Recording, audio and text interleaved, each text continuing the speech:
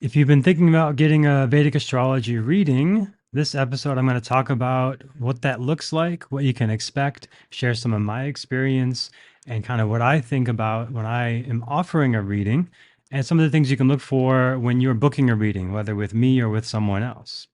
So, my name is Jeremy Devins. This is the Quietmind Astrology Podcast, where I teach about Vedic astrology from the Sidereal Zodiac. So right away, what's the Sidereal Zodiac? What's the difference between a Vedic astrology reading versus a Western astrology reading? Well, in Vedic astrology, we're using the Sidereal Zodiac, which is closer to the actual astronomy of where things were. So when we say that you have your sun in Aries, we could actually see that in the sky at the moment of your birth. And you can actually look that up on websites like Stellarium Web, where you can actually see where the constellations were on any time in history and go back to your birthday. And you'll see where the sun is, where the moon is, everything else. It's on there in the astronomy. But in the Western astrology, it's actually based more on the seasons and where things were 2000 years ago, which lines up nicely with the seasonal kind of perspective. And Western astrology has great benefits and uses, and it works as its own system. But it's just hard for me to, it was hard for me to keep following that when I was getting deeper into my own yoga studies. And as many of you know, I also teach yoga teachers. I've been teaching yoga for a long time. And when I was doing my own practice and getting deeper into that, it's just hard to reconcile this idea that I'm saying Mars is moving into Capricorn when it's actually not, or that Uranus is in Aries when it's actually somewhere else. So to use these actual understandings of what's happening in space and time based on what's actually happening in space and time is what Vedic astrology does. So it was a lot easier for me to reconcile actually following what is true. And my yoga practice was continually aligning me with what is true or not true for myself and showing me where things were out of alignment. So this was 2008. I really started down this journey in earnest. Like 2006, I really started studying astrology, but in 2008, yoga, meditation, going to classes all the time. And then by 2011, becoming a teacher for myself, really for myself first, and didn't think I would actually be teaching anybody else. But that kind of unfolded organically from there. But in that process, I started to become aware of my diet, my lifestyle, like, why am I living in Minnesota where it's dark and cold all the time when I want to be near organic vegetables and fruits and in the sun? And, so all these things started to become very obvious to me as I started to do my own practices and where things were out of alignment and to start to do things that were in alignment, even if they were harder or more expensive or more inconvenient at the time, and had to stop hanging out with certain friends who were now partying and drinking all the time. There was definitely a lot of difficult choices early on in my path, but my yoga practice and meditation was a sort of anchor of like, this is alignment, this is true, this feels authentic, go this way. And it kept guiding me and guiding me into better, more fulfilling experiences. And why I call what I do a life alignment reading is because it's not just like, okay, here's your info, here's what Sun and Aries means, here's what Moon and Taurus means, etc., which you can find in books and online now. That's very basic level astrology, and that's a good starting point. And that's what I teach in the 101 course. But if you really want to understand your personality, your timeline, the lessons you're working through, the karmas that are unfolding in your life, that's all in Vedic astrology. And it has this really deep root in the Vedic tradition, just like yoga and Ayurveda do, of what has really stood the test of time for thousands of years. As my perspective, I think it is true. Like, it resonates. It feels very true that these certain energies are at play in these certain ways, like the chakras or the doshas or the koshas that are all in the Vedic tradition and interwoven into Vedic astrology or Jyotish. So for me, coming from depression, poverty, just feeling like trying to find my place in the world, kind of lost, struggling as a musician, really that was a huge outlet for me to express my emotions. But I was just working at whatever job I could find and felt like there was something more, some deeper meaning. And there were certain things I was always interested in, like this deeper meaning of things, like understanding how people work and things like that. And then when I got my first Vedic astrology reading from my first Vedic astrology teacher, Mata Benton in Austin, Texas, it was so validating and clarifying and just put everything into perspective and made everything kind of make sense. And it whittled away all the areas of doubt and confusion of like, maybe I'm this person, maybe I should go that way. I tried rapping when I was a kid. I tried doing this and that. I tried all these different things that were just like, that's not quite me. I'm not feeling like I'm expressing myself or authentic to myself there. And then to find what actually is true. And then in the reading, he saw all these things that nobody could have known unless they knew me personally, unless it was written in the birth chart. Things like not having a father in my childhood and the separation from family and things like this, and some other personal difficulties that I felt so amazed that it was in the chart, and I just wanted to know everything about how to read this chart now. And like, how did you do that? I want to learn everything you have to teach. So I started working with him and other teachers, reading all the books I could find and all these resources. And that led me to want to share this with others first for free and just kind of whatever. Like, okay, if somebody asks me, I'll look at your chart and we'll talk about it. And eventually people started donating money and paying me. And it just kind of snowballed from there to like, oh, actually, this is kind of a business now. And I can kind of make a living just doing this and the yoga as well. So I was also teaching yoga for a long time in there as well. So it just kind of naturally unfolded that this was my path. But so many of the important decisions I made over the last 15, 16 years or whatever, since I really got deep into this, I don't know, I lose track of time. However long it's been on this path of astrology, but I started to make clearer decisions in alignment with what was actually true for me. And from the diet to when I wake up to who I hang out with to what opportunities I seek out in my work, what kind of classes I might go to, books I read, it all became a lot clearer from my first astrology reading and my practices. This is why I teach yoga and astrology. And I think they're both so incredibly valuable for this. Yoga is like the actual embodiment, physical part of it, and the astrology is the sort of spiritual part of it and the mindset of how you approach life and make decisions. And everyone sees things differently. So the things that I focus on and look for and seek out are unique to me and my chart. And somebody who has very different placements is going to have very different priorities. Like I prioritize a more simple, minimalist kind of life. Some people are going to prioritize a life of more indulgence and exploration, of enjoying all the different things and experiences and traveling all over all the time and all this. So that also gave me so much compassion and understanding for others. If I disagree with somebody, if somebody has a different perspective, it's very clear in their chart that they have these gifts and I have those gifts, and they have these weaknesses and I have these weaknesses. And it just gives this sense of like wonder and curiosity and compassion for myself and for others. So that all stemmed from just this curiosity of like, how does life work? What makes people tick? What makes me tick? And then to astrology, and then to Vedic astrology, which seemed very complex and difficult to learn at the time, but I wanted to learn. And then when I realized actually it's true and it's way more spiritual than the Western astrology, there's so much of this component of karma and past lifetimes and future lifetimes, which I don't get too far into because I don't know. I can't prove that. I can focus on what's here and now and what we impact. And the quantum physics of all that is like our thoughts creating our reality, literally. But we can focus on that and like now choosing the reality we want to create and choosing what is actually in alignment with the environment around us and what makes sense. So it was this kind of natural evolution for me from curious to student to sharing it with others to now teaching it. And mainly because of how absolutely essential it's been to my life and how amazing it is when I look at charts and see the patterns. So I talk about how I've based my what I share on thousands of case studies. And this is just an example, if you're watching the video, of like all of the celebrity charts, the public figures I look at. I'm not sharing the private clients that I look at as well, but just finding like for Bill Gates, like going through his whole timeline, everything that happened in his life, all the major events, and then looking at the planetary time periods he's in, the transits he's in, looking at his own chart and what kind of makes him tick and how he thinks.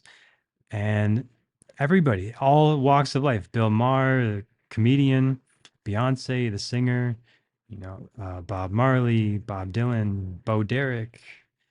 So it's just alphabetical. So I literally do have thousands of charts, and I look at them and try to find the patterns, and look at groups of people and try to find the patterns.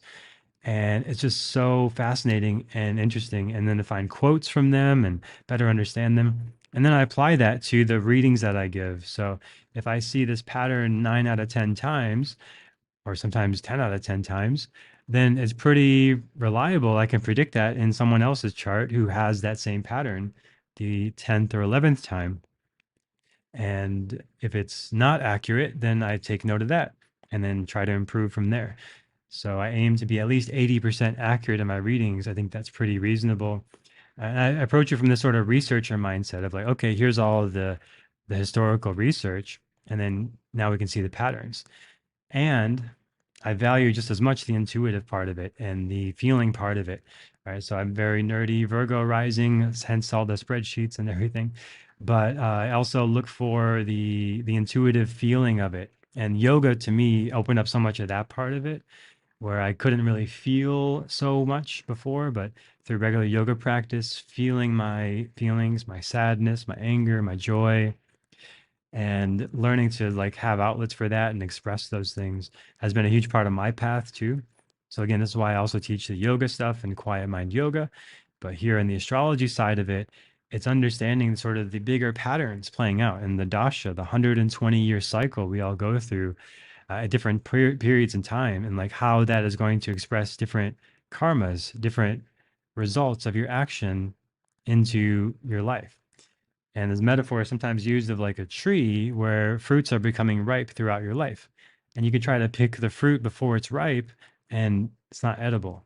Or you can pick it too late and now you're missing the ripe fruit that's here now. So it's not so much like, oh, you missed your opportunity in the past and that's this tragic thing. It's like, well, what fruit is ripe now in your life? What opportunity is here now? And I always look at the chart as like, it can be positive, negative, or neutral. And we always have choice in how that expresses. So again, if you're looking at the screen, if you're watching the video, I'll just show, how I look at a chart when I'm doing a reading. This is exactly what I pull up is the birth chart. I can see the D9, the evolution over time, the D10, the career expression, the dashas, the planetary time periods, and go through any date in history and see where the uh, astronomy was at that time, like when Saturn was over your moon. It's a very challenging time for a lot of people. And I can look at the progression, the annual chart of what's going on for your birthday this year and next year. So if you've never had a reading before, usually I start with the birth chart and the main things I see there. Like in this particular chart, there's 4 grahas in Taurus, very strong Taurus energy, but 3 grahas in Mrigashira nakshatra. So Mrigashira is actually very strong in this chart too. And I would talk about that and how that would express what that means for you. And with pretty much any online resource you can find or app, they're just going to break down one thing at a time, and that's useful. That's usually pretty resonant. Like, okay, you have moon in Leo, and that means blah blah blah. But what about if you have moon and ascendant in Leo, and that's ruled by the sun in Taurus, and the sun's in Mrigashira, and the sun's the Atmakarika, and that's ruled by Venus, and so on. So there's these layers upon layers within the chart that it just takes time to see it. And right now, I also teach an astrology mentorship program to certify astrologers, and the students in there are in that phase where they're now giving readings. And I always start with the essentials, right? So that's okay if you just look stuff up about your chart online, look up the stuff you get from my website. When you can see planets and signs, you can start looking this up. You can listen to my podcast. That's a good foundation. The 101 course I do teaches you how to do this. But then the real skill of the astrologer and what you want to look for in an astrologer is somebody who can synthesize the big picture. And I think that works the best when it's live and one-to-one. So I can ask you questions, you can help me clarify, so I can clean up that 20% where I might be inaccurate. But if I ask you a question, now I can get to maybe 85% accuracy. Or if I ask you another question, now I can get to like 90% accuracy because I'm very clear of your career, your relationship, your family. And now that helps me see what's really going on in the chart. But if you pay for like a pre-recorded reading or something like that, or a computer generated thing, it's probably going to be more like 50% accurate. Some of those things will really resonate. Some of them will be way off because it really just takes that human interaction and connection to really see everything in the chart. And again, this is everything I do starts from my readings, my experience as a student, and what I found the most valuable, and actually interacting with the astrologer and validating things, clarifying things, asking questions is super important. And I just personally wouldn't really put much stock into a reading where you don't get to do that one to one with somebody. So that's a big part of the reading. And this is, again, what I'm looking at is mainly the birth chart and what it says about your personality, your family, your relationships, your career, children. We can see it all. It's all in the chart. Your sex life, your finances, debt, inheritances, all that stuff. Your siblings, aunts, uncles, mother, father, grandma, grandpa. We can see it all from this amazing square, which some people might find it easier to see it as a circle, right? Because that's the sort of Western astrology approach, is usually as shown in a circle. But it's actually way easier for the astrologer to see all the patterns in a square. And this is what's been used in North India throughout history. And there's also the South Indian chart I use for transits because that's easier to watch transits. But that's different. We don't really focus on just transits in a personal reading. We focus on how the transits affect you. So when I say on the podcast, okay, Saturn's in Aquarius, well, where is Saturn in Aquarius for you in the chart? In this particular chart I'm showing, that would be a Saturn return because Saturn is in Aquarius in the birth chart.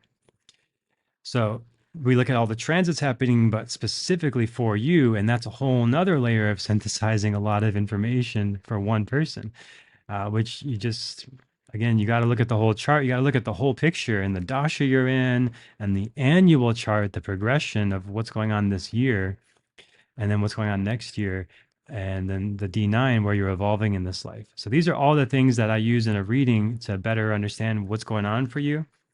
And again, we could focus on whatever you want in the reading. I keep it open-ended. It could be relationships, marriage, divorce, children, moving.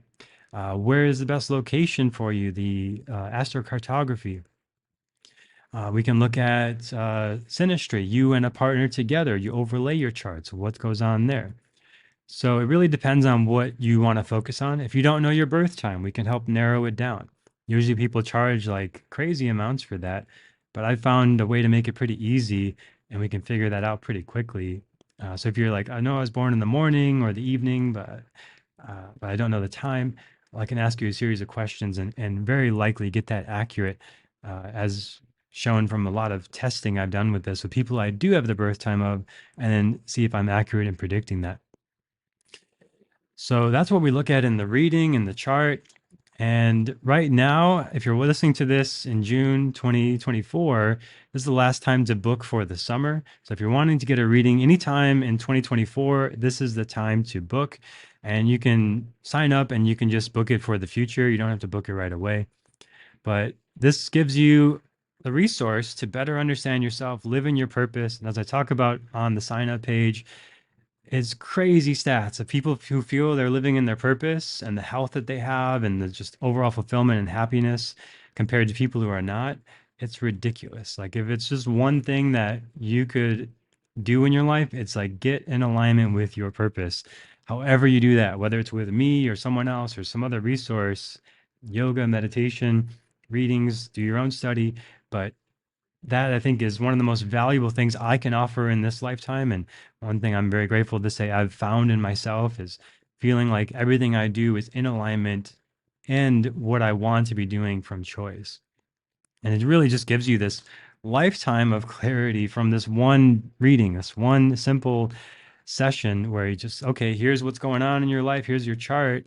Now you've got this resource to reference back to forever. And you can rewatch the reading over and over again. I've done that myself with my own readings I've gotten, and I find it's actually crazy how many times I've listened back and be like, I don't remember any of that. And I've listened to this like 5 times already because it's just we're in a different headspace, we're a different person as we go through time, but we get different messages when we need to receive them. So that's all in the reading. If you have any questions about booking readings, you can just email me, jeremydevins@gmail.com. When I offer the reading, I also include a lot of cool resources like a computer generated horoscope, which, as I say, it's about 50% accurate. So I don't put too much stock in that. But if you want to see that, it's kind of fun. It references a lot of the old texts, which sometimes are not as relevant to modern times, but sometimes it's like right on. So I think, again, a good astrologer will know when to reference the old texts and when to sort of synthesize them with modern information. I also include several yoga and meditation classes based on astrology. So again, I think it's so essential to not just know the spiritual big picture purpose timeline of things with astrology, but also to know how to embody that, how to get in your body and align with what is true for you, and be attuned to what is in alignment and what's not in alignment. So like when you're picking groceries, when you're planning your schedule, when you're just choosing what to do on your day off or whatever, or where to travel, where to live, where to move. All life is just full of thousands of choices. We're actually making over 30,000 choices a day, but most of them are kind of automatic and repetitive. So how do we make clearer, better choices? I think yoga and astrology is really the way. And it makes us much more clear and more intentional and more insightful in what we're doing. And that's my experience and the experience of many people I've worked with. I have some testimonials on the page as well. Lots of great feedback from people who've received readings in the past. So if you'd like to receive a reading from me, go to quietmindastrology.com/reading or click the link in the show notes. And if you miss this sign up time, you can just get on the wait list for the next time space is open. But I do these in different sort of time periods throughout the year as I have more availability. And then I go into offering my bigger programs like the Vedic Astrology Mentorship Program, where you get certified to be an astrologer. And that's like basically getting tons of readings, just constantly looking at your chart, understanding yourself, unpacking things. It's just this continual evolution of discovery in the mentorship. But the reading is where it's just me and you. We just talk live.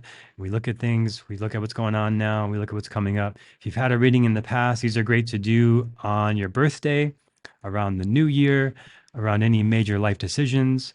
If you have a dasha change coming up, like in this example on the page, there's one in September 2028 and in September 2034. Those dasha changes the year before and after are big turning points in life. So that's a good time to get a reading and get some perspective. So hopefully this has given you some perspective on what a Vedic astrology reading is all about. And if you're interested, go to quietmindastrology.com/reading to sign up, and look forward to sharing more with you next time on the Quiet Mind Astrology Podcast.